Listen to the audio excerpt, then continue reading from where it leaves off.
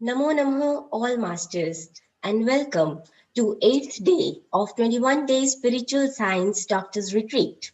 Today we are having Dr. Muskan Jaduvanshi with us, who will speak upon Jay Shetty's book Think Like a Monk.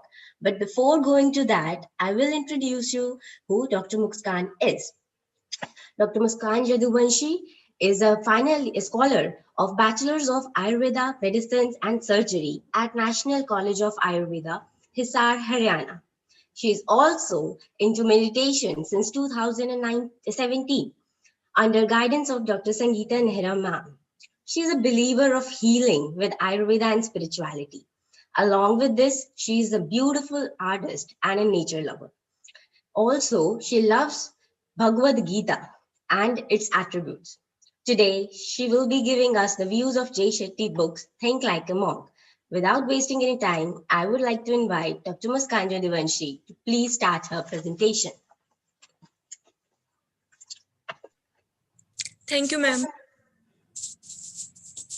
Good evening, everyone. Myself, Muskan Yadvanshi. I am BMS final year student. First of all, I would like to thank who supported my spiritual journey, Sangeeta ma'am. According to me, spiritual journey starts from our birth and long before that. Everything we do in the day, from washing to eating breakfast, having meetings, driving, watching TV, or deciding, everything we do is our spiritual life. It is only a matter of how consciously we do these ordinary things. I'm kind of introvert, so I never take initiative in presentations and seminars. But I think this is the best platform for introvert like me. I would like to thank PMC channel. I'm here to present Think Like a Monk book by Jay Shetty.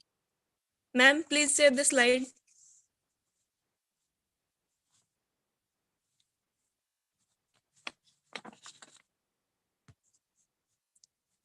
Why should we think like monks? The answer is if we want to train our mind to find peace, calm, and purpose, monks are the experts. The Bhagavad Gita states, for him who has beat the mind is the best of friends. But for one who has failed to do so, his very mind will be the greatest enemy.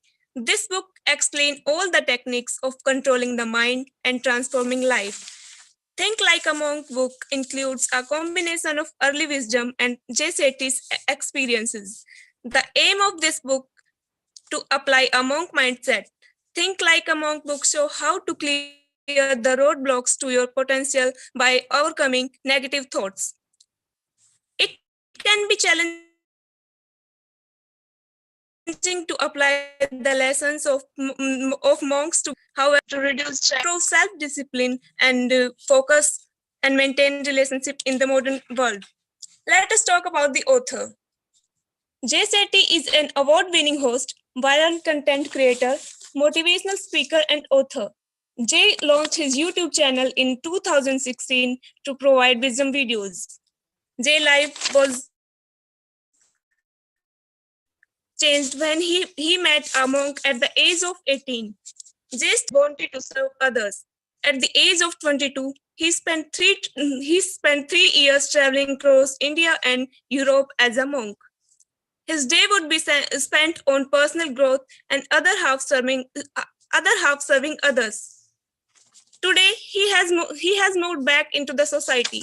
However, he aims to help people apply the monk mindset to busy city life. Author had a friend in college who asked him to join a session with monk. At, the, at that time, Jay was not in favor. He didn't believe the monk would know anything. He didn't already understand the world. But he agreed to attend this lecture with his friend. To his surprise, Jay was immediately inspired by the monk. Jay was so impressed, he asked to meet the monk personally and made the decision to become a monk. He is not expecting readers to become a monk. However, he would like to think like a monk. Ma'am, slide change karo. Author divides this book in three parts: let go, grow, and give. In, in first part, that is let go, author explains how one should let go of anger, ego, fear, intention, and everything that brings negativity to you. The more we hold these emotions, the more we waste our time or unimportant thing which ruin our life. Second part is grow. In this part, author explain not to run away from pain. Instead, consider this as an exercise that will give you great pleasure in the long run. In this part, author explains step by step how to get rid of toxicity and negative emotions to cultivate peace and love. In third part, this is informed that our life is driven by some purpose and our ultimate purpose should be to give back to the society. Author explained how to maintain relationship and also tell about the importance of gratitude in one's life. I love the approach of how he has explained every single universal topic with the great inspiration examples. One of the first things I really enjoyed in this book is a story that explains the importance of breath. When Jay Shetty went to the monk school in India, on his first day, he noticed a 10-year-old kid monk teaching a class to 5 years old kid. At the end of class, 10-year-old kid tells Jay Shetty this was their first class in the monk school, and then asked to Jay, "What did you learn from first class?" Jay said that I learned alphabet and numbers. What did these monk learn from you in their first class? Monk child replies that breath is the thing that lasts with you when the moment you born to the moment you died. It is the only thing that lasts throughout your lifetime. And then look at the wisdom of the monk child. He asked Jay, when you get stressed, what changes? Your breath. You get angry, what changes your breath? We feel every emotion from breath. Our breath is so important. If we manage our breath, we can learn to manage our life. And that's why these 5-year-old kids are learning how to breathe. Our identity is wrapped up into what others think of us or what we think others think of us. We try to live up to what we think others think of us. Our identity is like a mirror covered in dust. We have no idea who we are, what we want to be, who we seek, and what we want to value. This is due to the dust that hide our vision. Jay explained that cleaning your mirror will not be pleasant experience. However, only once you have removed the dust, you can see your true reflection. On the topic of values, Jay says that we live our lives trying to live up to the expectations of our parents, family, friends, teachers, or society. We surrounded by voices telling us what we should do, who should be, but when tune out all these obligations, opinions, and expectations of others, it only then we can hear our own inner voice. The only way to build our meaningful life is to filter out the noise and look within. That is the first step to building the monk mind. Our values are like ethical GPS, help us to navigate our life and give us direction to life towards which actions, habits, and people are the best for us. Speaking of peoples, let's talk about our next topic, that is negativity. It helps us to build a community that reflect who you want to be, a community that reflect the future you want. Ask yourself, when I spend time with this person, this group, am I getting closer to who I want to be or further away? I love the 25-70 principle about negativity that Jay shares in this book.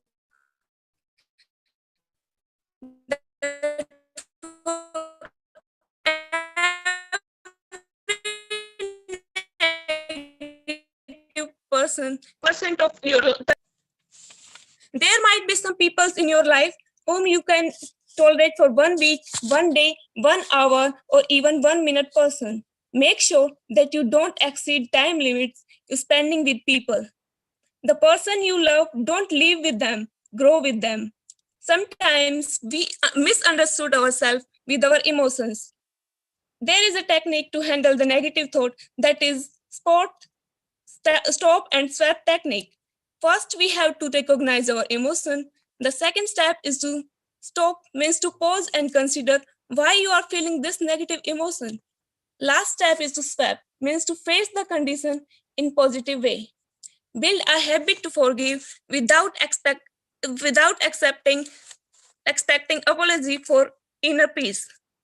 After that, Jay Shetty explained about fear. The truth is that we can never live without fear. Later, Jay talks about the epic battle of Mahabharata is about to begin. Arjun's fear make him pause because he has family and friends on either side of his battle, and many of them are about to die. He accepted the fear. Then, after a long conversation with Lord Krishna, he was able to detach from the fear and won the war. To overcome the fear, we have to follow 4 steps. First, work with your fear. Second, accept your fear. Then, find fear patterns. And last is to detach from the fear. After reading this book, I recognized my fear and able to overcome that, and hence decided to participate in this webinar. Now, let us move on to next topic, that is intention. There are 4 motivators that are fear, desire, duty, and love leads us to intentions. Fear and desire help us to achieve success, but not happiness. Duty gives us happiness, but monks prefer satisfaction over happiness, which we can only found in love. Having the wrong intention for the right thing can lead us down the wrong path. Positive intention is extremely powerful. You can be doing the wrong thing with the right intention and still get to where you want to be. Jay uses an analogy to explain this point. Suppose you plant some seeds and then go to water them. If you accidentally water both the seeds and the weeds next to them, the seeds will still grow. Plus, you can spot the weeds later down the line. You must continue to water your seeds to think like a monk. Ma'am, change the slide. Part 2 of the book started with the topic that is purpose. Jay said that your passion is for you and your purpose is for others. So when you use your passion in the service of others, it becomes your purpose. The first step to find your dharma is to discover what makes you happy. Once you have a sense of your dharma, it's up to you to set up your life so that you can live it. Knowing your purpose and fulfilling it is easier and more fruitful when you use your time and energy wisely every day. Location has energy and time has memory. If you do the same thing day after day in the same location, you will find your days easier. Morning routines are important for setting your day. Don't look at your phone just after waking up. When you look at your phone in the morning, you are already letting messages and information come and override your mind. Plan your next day before night.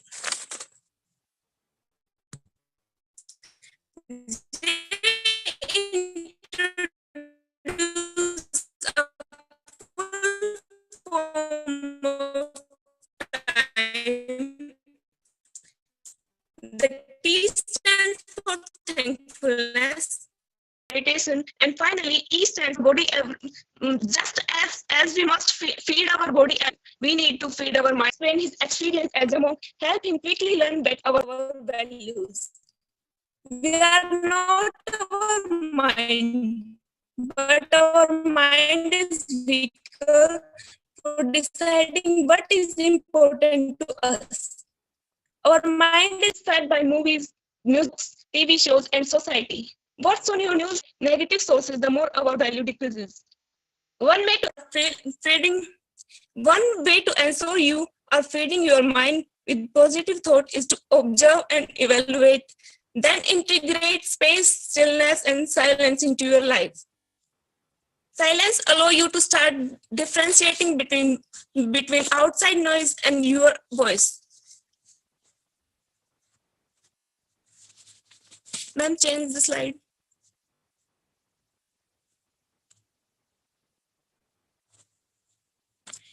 In the modern world, we all are fear of being still and alone with our thoughts.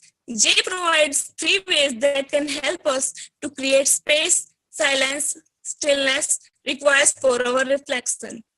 Sit down daily to reflect on how day went and what emotions you are feeling. Monthly, try to go to get involved in something meaningful to you, such as a charity or a hobby. The monkey jumps from branch to branch, gets distracted and easily entertained, and the monkey mind is the same. But the monk mind stops to observe, be in present, gain awareness, and is proactive, not reactive. It is constantly trying to find ways to improve as opposed to find ways to instantly gratify. We all need a little bit of guidance in our life. Don't wait for the storm to calm. Calm your mind and the storm will pass. Instead of waiting for a good situation and the sunny day to feel happy, things we can't control become the sunny day. The monk mind thinks, let me be what I need. Let me not need it. So if you need calm, become calm. So many of us when when we feeling pain or stress, search for a distraction instead just sit within and think about your stress. I see and I know who you are. Understand the stress and talk to it.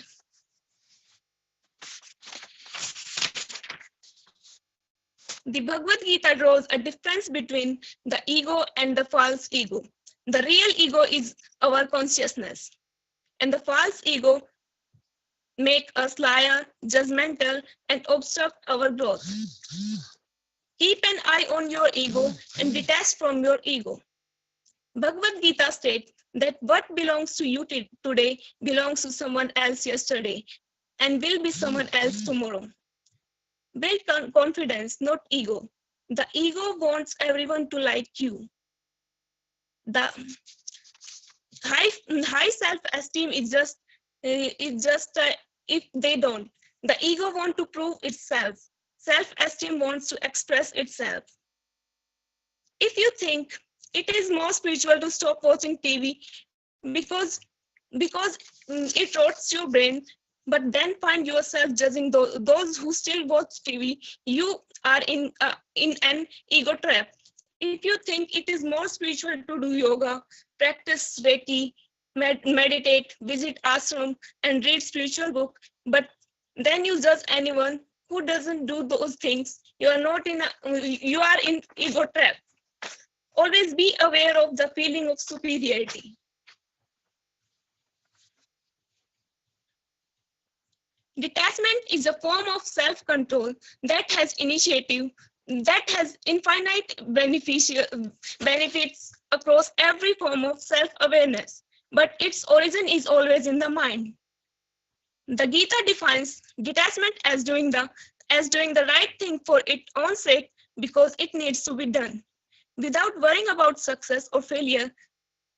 That sounds simple enough, but think about what it take to do the thing to do the right things for its own sake.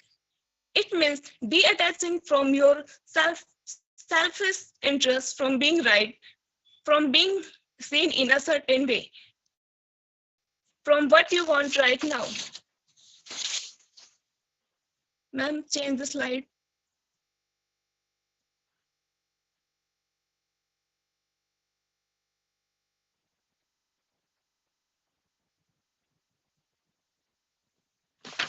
Let me talk about the third part, that is give. Once we have trained the mind to look inward, we are ready to look outward at how we interact with others in the world. Today, it is common to talk about amplifying gratitude in our life, but attaching a hashtag to a movement is different from being the root of all we have been given and bringing true intentional gratitude to our life every day. Gratitude is the mother of all the qualities. Express gratitude towards your parents from your action and heart also. On the topic of relationship, author described, If you don't know who you are, you will not know what you want from a relationship. So you will send out the wrong signals and attract the wrong people. The heart of all challenges in relationship is diagnosing what we are asking for and what we need. Jay outlines 3 ways that you can genuinely spend time with people who you care about: presence, attention, and intimacy. Spend time with your parents, siblings, and friends. Grow with them. If you are JCT fan, you know how much knowledge and awareness he has on relationship. In this book, also, he has shared his experience of choosing the right relationship and how to maintain it.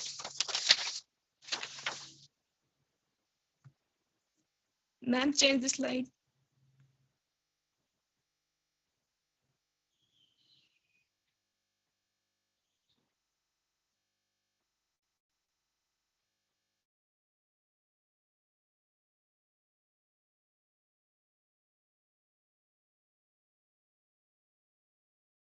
Muskan, you're not audible. Your life is to live in service.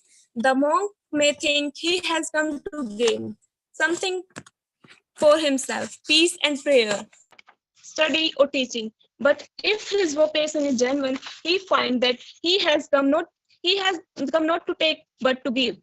An infinite number of people and cause need ourselves.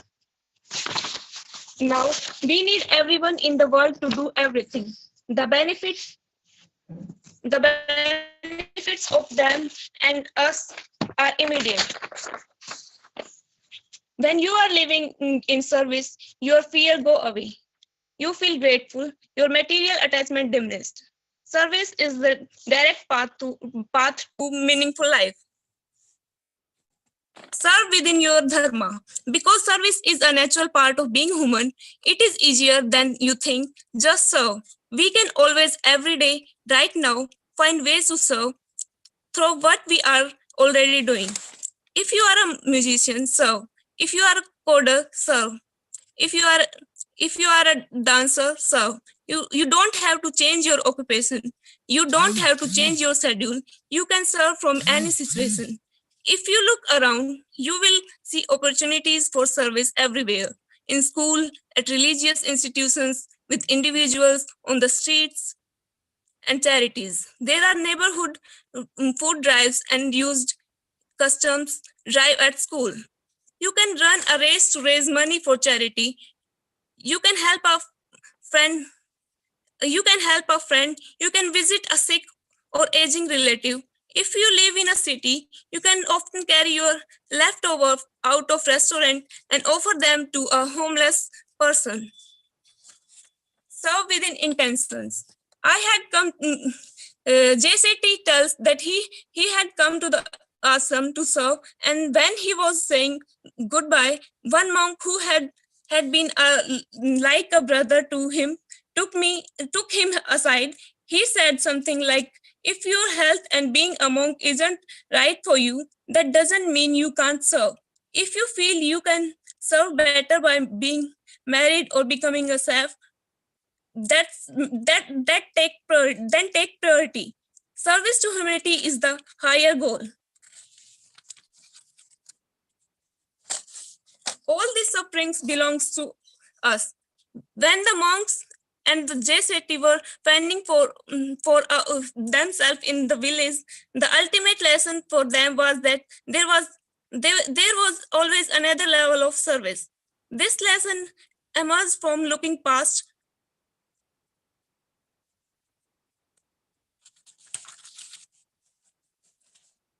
Follow the pain in your heart. An infinite number of people and cause need our help. We need everyone in the world to do everything. The benefits to them and us are immediate.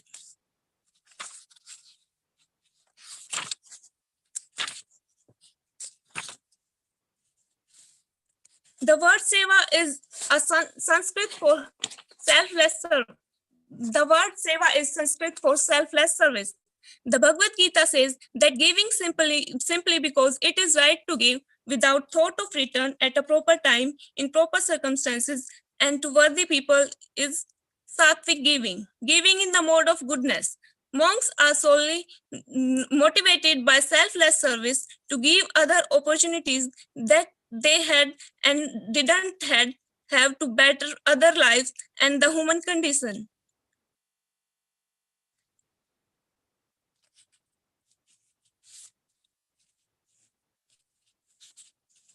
The highest purpose is to live in service. It is not that all people keep the service secret. They mention them, but but our intent but our intention should be true.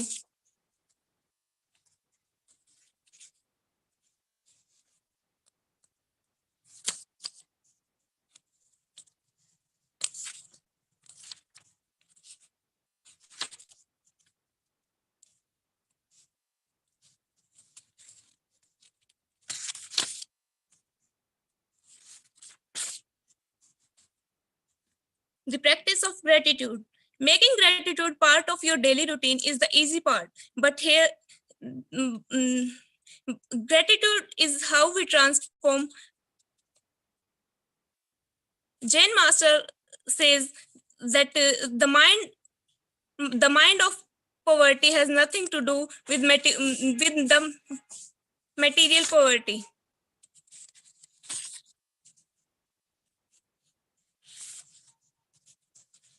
Now that we have bonded the gratitude we feel internally, let's turn that gratitude outward and express it to others. A lot of the time we feel deeply grateful, but we have no idea how to pass it on. There are many ways and depths of giving thanks and giving back. The most basic way to show gratitude is to say thank you. But who want to be basic? Make your thanks as specific as possible. Think about the thank you notes you might receive after hosting a gathering.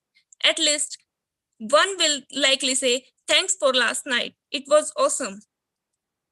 Another might say, "Thanks for the last night. The food was wonderful. And I loved the funny sweet toast you made to your friend." This is the key. This is the key. Your friend felt joy at being part of gathering that you put together, an effort they took to compose, and thank you note brought joy back to you.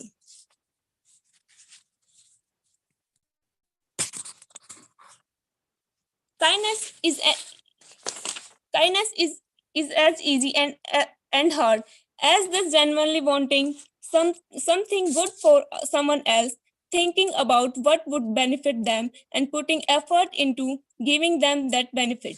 If you have ever made a sacrifice for someone else's benefit, you can easily recognize the effort and energy someone else give to you. That is to say, your own acts of kindness teach you what it takes to be kind. So your own kindness enables you to feel truly grateful. Kindness teaches gratitude. This is what is happening in the microcosm of of the thoughtful thank you note. Kindness and the gratitude that follows has a ripple effect. Sometimes it's hardest to express gratitude to the people who mean the most to you, as like family, friend, teachers, and mentors who made or still make a real difference in our life. Try to show love and appreciation in person if possible. Otherwise, giving a note, text, or phone call to specific to specific express what you appreciate about a person boost that person's happiness and your own.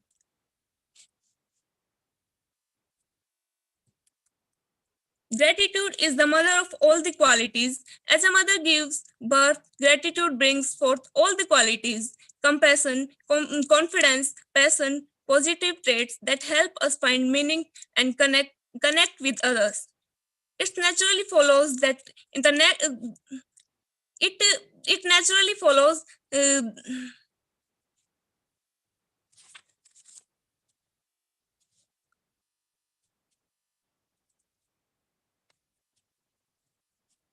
Monks are often imagined to be hermits living in isolation, detached from humanity, and yet author experience as a monk has forever changed how he deal with other people. When he returned to London after deciding to leave the ashram, he all kind of relationship he had been before he took his vows. This improvement was even true for everything, which was a bit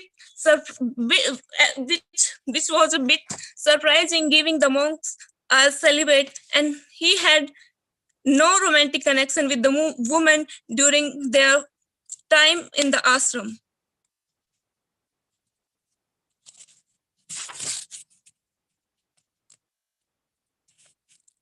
JCT described four type of trust: competence, care, character, and consistency.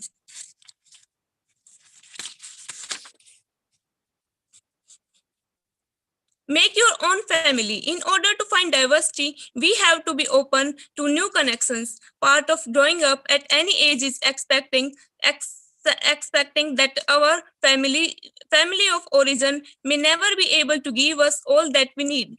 It is okay to accept what you do and don't get from the family who raised you. And it's okay, necessary in fact, to protect yourself from those in your family who aren't good for you. We should have the same standards of our family as we do for someone else. And if the relationship is for, we can love them and respect them from a distance while gathering the family we need from the wider world.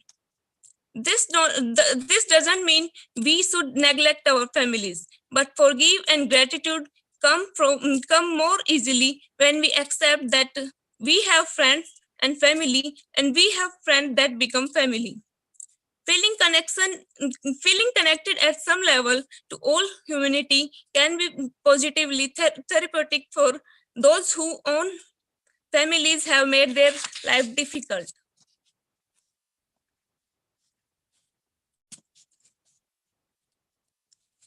JSAT tells that trust is earned. Once you have established reasonable expectation from a relationship, then it is easier to build and maintain trust. Trust is central to every relationship. Trust means we believe that person is being honest with us, that they have our interest at heart, that they will upload their promise and confidence, that they will stay true to those intention to future. Notice that I didn't say they are right all the time or handle every challenge perfectly. Trust is about intentions, not abilities.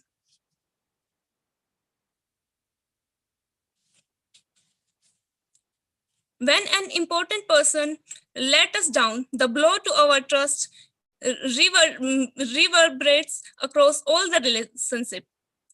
Even people with the best intention changes or don't follow the same path that we do.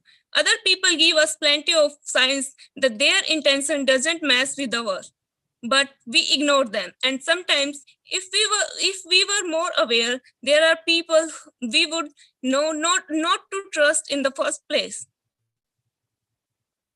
Other people's behavior is always out of our control. So how can we trust everyone?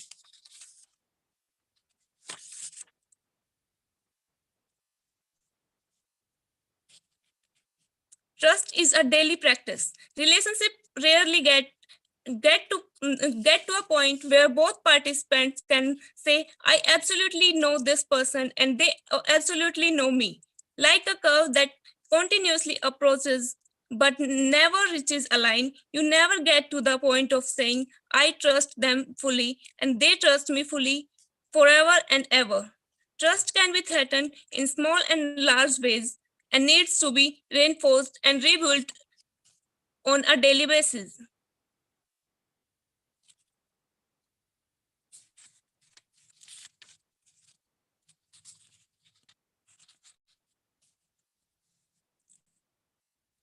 JCT said that quality matters, not quantity.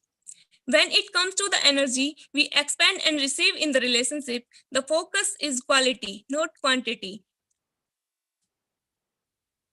Nobody wants to sit with you at dinner while you are on the phone. This is where you confuse time and energy. You can spend a whole hour with someone, but only give them 10 minutes of energy.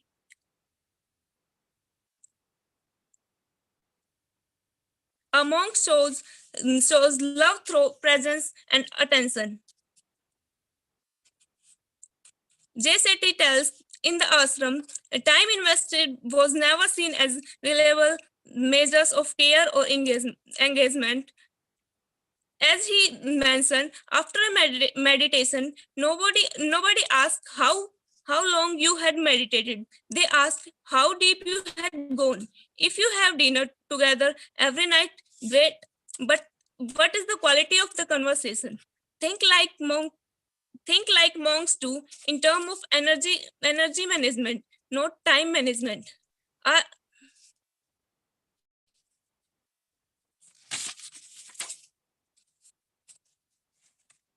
There are 6 loving exchanges. First, giving with intention. Second, receiving with gratitude. Third, listening without judgment. Fourth, speaking without vulnerability. Five, preparing without agenda. And six, that is receiving with presence.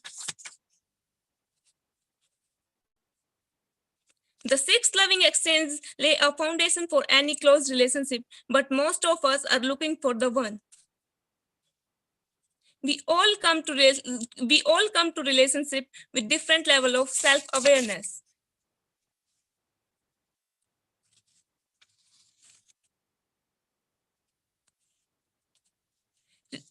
Mm, uh,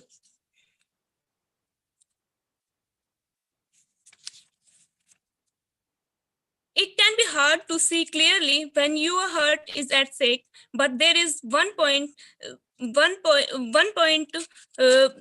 author want to make clear, that there is difference between being grateful for what you have and settling for less you deserve. If we are still listening to our child minds, we are attracted to people who aren't good for us but make us feel better in the moment. Don't trap your self-esteem around someone else. Nobody deserve verbal, emotional, or physical abuse. It is better to be alone, nor should you allow an uh, abusive, manipulative, or toxic relationship to transition into friendship. The dynamic won't change, trust me. In every relationship, you have the opportunity to set the level of joy you expecting and the level of pain you will accept. No relationship is perfect, but if joy never reaches a certain height or holds to a low average, that won't change unless you both put in a lot of work. The monk way is to build self-awareness in the relationship by 3 methods, that are spot, stop, and swap.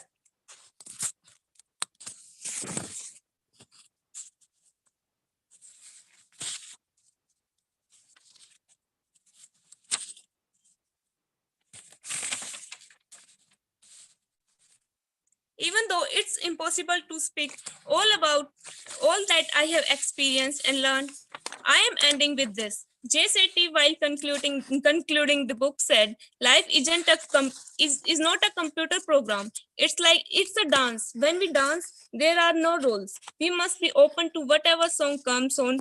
We have our strengths and weakness. We might fall or hesitate over our next move, or have a moment of fear, but we keep following ourselves to be messy and beautiful. Like a dancer, the monk mind is flexible and controlled, always present in the moment. At last, I want to thank God, my parents, family, teachers, and friends for being with me. I felt like this book was made for me. Almost every chapter felt relevant. It was everything I wanted out of a book or more. Lastly, I would like to thank Sangeeta ma'am and Khyati ma'am who supported me to present this book. Thank you everyone for listening carefully. Grow with your family, friends, and loved ones.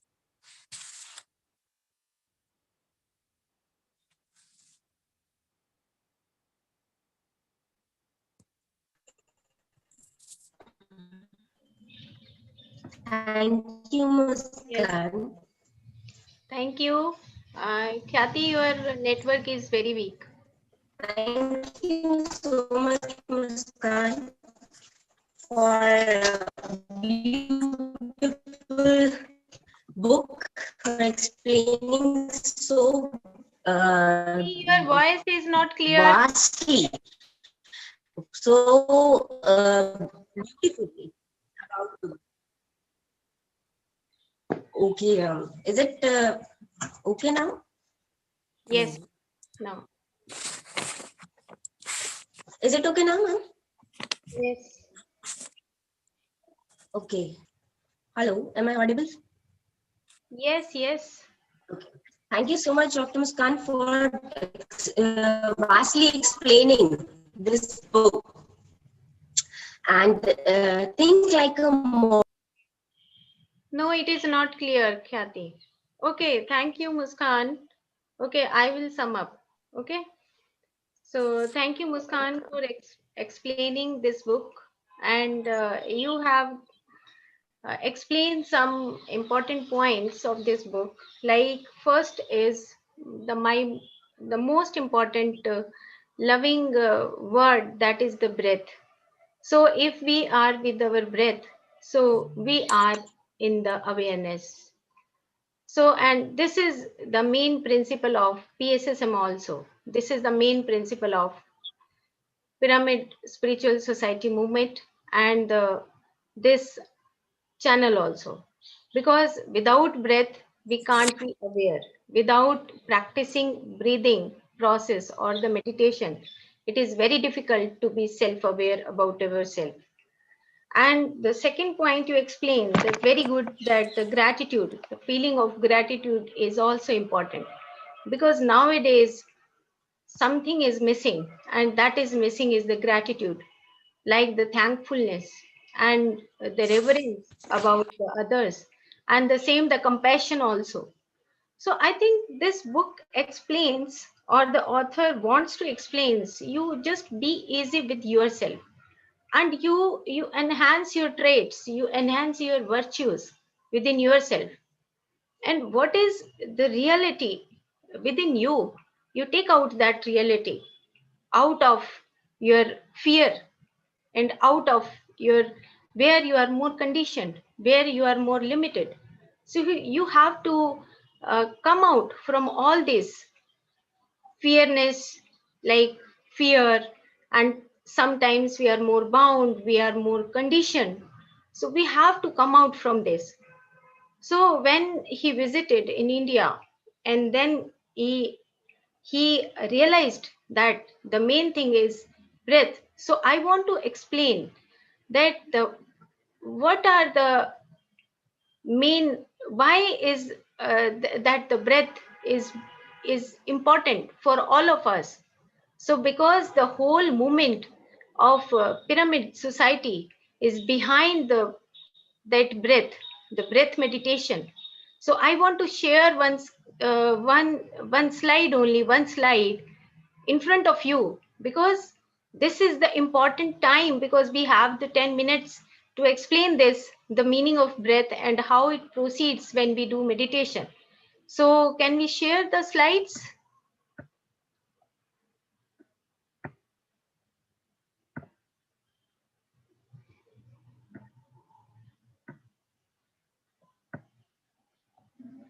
You just see this, only one aware breath, it changes within ourselves, that how it changes. If we see that the one breath is having the 6 seconds. The 1, 2, 3, 4, 5, 6. Within 6 seconds, approximately, we cover the one breath. So it starts from the nose. This is the nose, and the outer, the all cosmic energy comes through the nose, and it goes up, and it goes up like in the neocortex, in the higher brain, and then it goes down. Within 1 second, we covers this area, and after that, in the second second, then it comes down behind our backbone in the spinal cord, and then in the third second, it more comes down, and in the 4th second, it touches the lower back, or we can say the spinal cord, the tip of the spinal cord. And again, after the fourth and the fifth and the 6 seconds, it goes back and in, then it take out from the nose. So this is the story of breath. So how the breath is useful for everyone, because if we do meditation, so directly it changes the path. It changes the path means, like, if we breathe normally in normal life, so we our path is just like in the midbrain, like the midbrain. But if we are aware about our breathing, so it goes upward. Like I share the next slide, like this one. So if you see this, this is the normal breathing. If normal breathing, so we are with our mind. If we are aware about our breathing, so it goes up, and it touches the neocortex, then it goes down in the midbrain and the lower brain, and it goes down in the spinal cord, and then it touches. So like in this, the back side, we are looking this. So I think this author explains beautifully that the first thing is to be with our breath. And the same, Patriji quotes always revise this. The first I want to share this. The sow justice, reap justice. That is the cosmic justice. So we have to clear about our mind. Sow injustice, reap injustice. That again is cosmic justice. Spiritual health is the root, and the physical health is the fruit. And birth is an entry into, and death is an exit from. And in between the birth and death, the breath plays the whole our lifestyle. So how we breathe, it depends on us, and how we practice of breathing, it depends on us. So if we are aware about our breathing, so we can lead a very good life. So next is, the birth is an entry into, and death is an exit from a particular biological system. Birth is a dip in, and death is a come out. And spirituality means living with worldly reality. Spirituality means not running away from the worldly reality. And we are not the biological system that we see in the mirror. And we are an energy, wisdom, consciousness system. So the main conclusion is, I think all the authors, they are not talking about the physical bodies. They are talking about the love, fearlessness, gratitude, and the special something archetype. The means, the archetype is we are creating our virtues within ourselves. The meaning is archetype is something, the inner beauty. So inner beauty is more important than the external beauty. Yes, of course, the external beauty is important for all of us, but with that, the inner beauty is also important. So this author wants to say this. So everyone, we have to inculcate the inner beauty. The inner beauty is very important. So one thing also he shared, like the author shared, the trust. ये पुराना सा हो गया अब Yes, that is the trust. Nishtha, mute please. So gratitude and trust and love and the service. The same if we do meditation, we are aware about ourselves, what we are speaking, what we are doing, and what we are doing the actions in our daily routine life. So it is important to understand the inner beauty. So inner beauty we can inculcate through the last point. They she shared that the monkey mind and the monk mind. That is also the very important words I like. This the monkey mind and the monk mind, because monk mind is always silence. Like in the science we always assume the beta waves and the alpha waves and the theta and the delta waves. So if we are with the beta waves are the waves in which we are restless, like the monkey mind. In duality, we are living in duality. And the monk mind is something we are with the alpha waves or the theta waves, when we are more silent and we can think, and we are more clear about our thoughts, that what are the thoughts, and the same we can do the actions in a very pure state. So thank you so much, Muskan. Thank you. Thank you all. Thank you so much, ma'am, for your words of wisdom. And I will surely say that when you are in silence, then your thoughts become clear, and your virtues become clear to you. And yes, it's a beautiful book. Thank you, Muskan, for sharing the views of the author here and explaining gratitude, trust, relationships, the meaning of service beautifully. That has been already been told in Bhagavad Gita, our own beautiful holy book. And now, can we go for meditation for few minutes? Okay. Everyone, please uh, sit down calmly, close your eyes, clasp your hands, and cross your legs. Relax.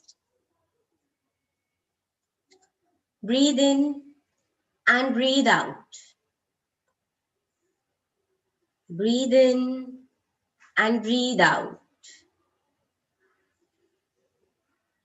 Let the thoughts come and go. Do not respond to them. Find yourself in ocean of consciousness. Find yourself in peace.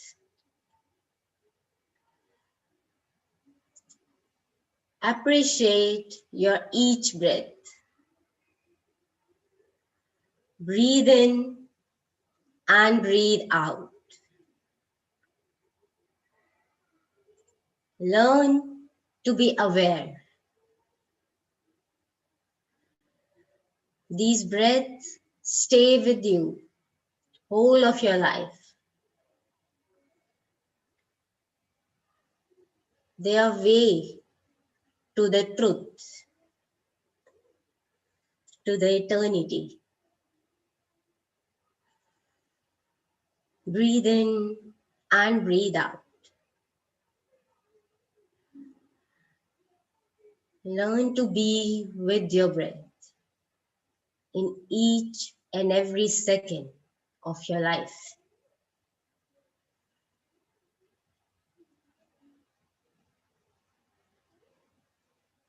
Feel the energy going inside.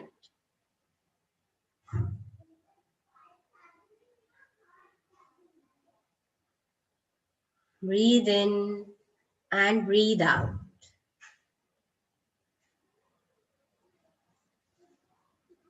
Let the positivity come inside you.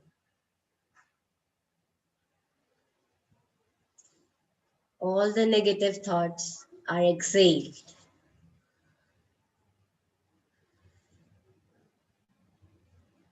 Know the meaning of your breath.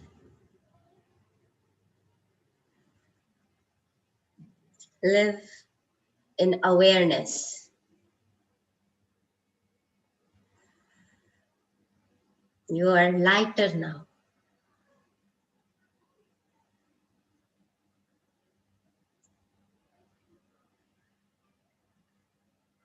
Today, you learned how to be pure.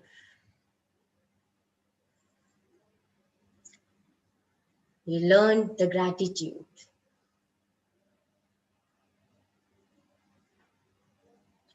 You learned that giving is satisfaction.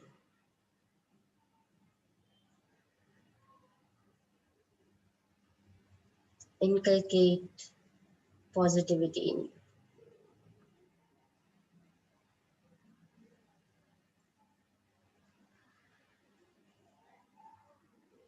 Last 30 seconds.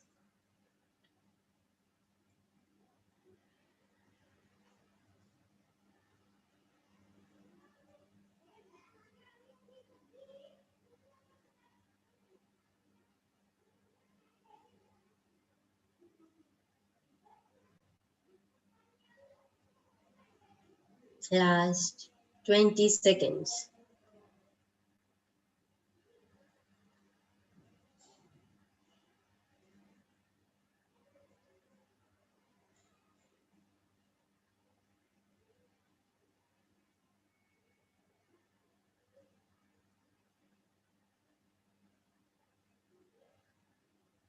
Last 10 seconds.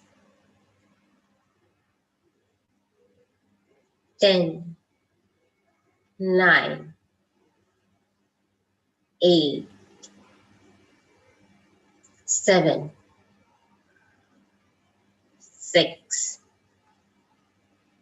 5, 4, 3, 2, 1, 0. Rub your hands, bring them close to your eyes, and slowly remove your hands and open your eyes.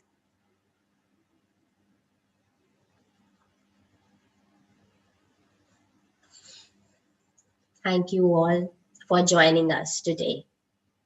And I would like to thank PSSM, Maharashtra Trust, PMC Haryanvi, PMC USA, PMC Global, PMC English, PMC UK, and Pyramid Health Channel Malaysia for giving us all this beautiful opportunity to present in front of all the world and explain all the authors and our views regarding spirituality, health, and love. Thank you, and we'll meet tomorrow with again with new speaker, new book, and a new topic.